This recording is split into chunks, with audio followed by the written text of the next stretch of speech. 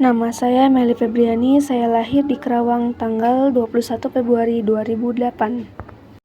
Saya lahir dari seorang ibu yang bernama Tati dan ayah saya bernama Narkim. Saya anak kedua dari 3 bersaudara. Sebenarnya kakak saya berbeda ayah dengan saya dan adik saya. Kakak saya bernama Asep Nurjaman dan adik saya bernama Muhammad Fikri. Saya lahir dari keluarga yang sangat sederhana namun berkecukupan. Semenjak aku lahir, aku tinggal bersama kedua orang tuaku, sedangkan kakakku tinggal bersama nenekku sejak lahir.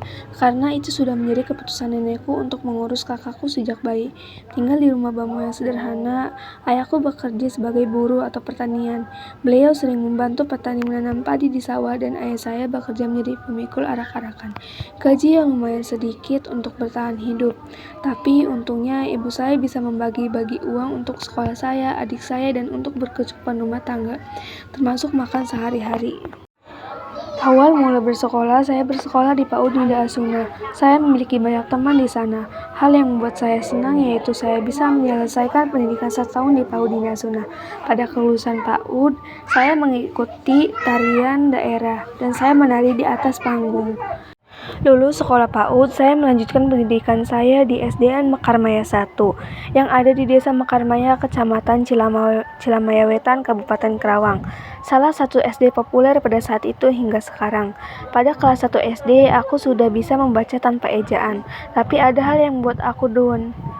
Pada saat SD, aku pernah dipukuli teman sekelasku cowok. Aku bingung kenapa ia melakukan itu padaku, tapi itu hanya sekali. Dulu aku duduk bertiga dengan temanku, Lia, Cici, dan aku. Saat naik ke kelas 2, aku sering dihukum karena tidak pernah mengerjakan PR.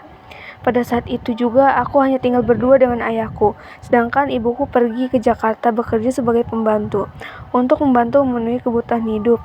Ibu pulang pada saat aku kenaikan kelas 3 SD. Pada saat itu, anak seumuranku mulai sekolah agama, aku memilih tidak sekolah. Aku bersekolah agama saat aku kelas 4 SD. Itu pun hanya bertahan 2 tahun karena aku malu untuk melanjutkan sekolah. Sedangkan umurku sudah tua dan akan lulus SD. Sedangkan temanku sudah lulus, aku masih sekolah. Tapi di sekolah agamaku, aku sering mendapatkan ranking semester. Ranking 1 sekali dan ranking 2 itu per 3 kali. Saat kelas 6 SD, aku pernah dibully oleh salah satu temanku yang satu kampung dan satu kelas denganku di SD. Dia tentang pekerjaan orang tuaku dari gaji hingga apa yang mereka kasih kepadaku hingga aku masih belum bisa memiliki apa yang mereka miliki saat itu. Lulus sekolah SD pada saat itu ada virus yang menggemparkan dunia, yaitu virus COVID-19. Aku lanjut bersekolah di SMPN 1 Cilamewetan yang bertetanggaan dengan SD-ku. Karena pada saat itu corona, akhirnya sekolah SMP mengadakan luring dan daring. Awalnya aku mengikuti daring, tapi karena nilaiku 1 semester tidak masuk ke sekolah, akhirnya aku mengikuti luring hingga sekolah kembali normal dan bersekolah seperti biasanya.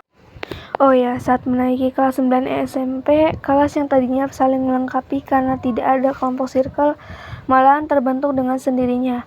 Awal mula kegaduhan dimulai, hingga menimbulkan putusnya komunikasi dengan temanku karena kita berbeda circle. Dan karena satu masalah yang tidak tahu siapa penyebabnya, akhirnya circle kita kena dan kegaduhan pun dimulai hingga lulus. Saat akan kelulusan, aku sangat senang karena kelulusan SMA-ku di luar. Otomatis kita seperti akan berlibur dan bersenang-senang. Tetapi harapanku pun sia-sia saat orang tuaku memberi pilihan ingin membeli HP untuk lanjut sekolah atau kamu mengikuti kelulusan di luar sekolah. Itu sangat membuatku bingung.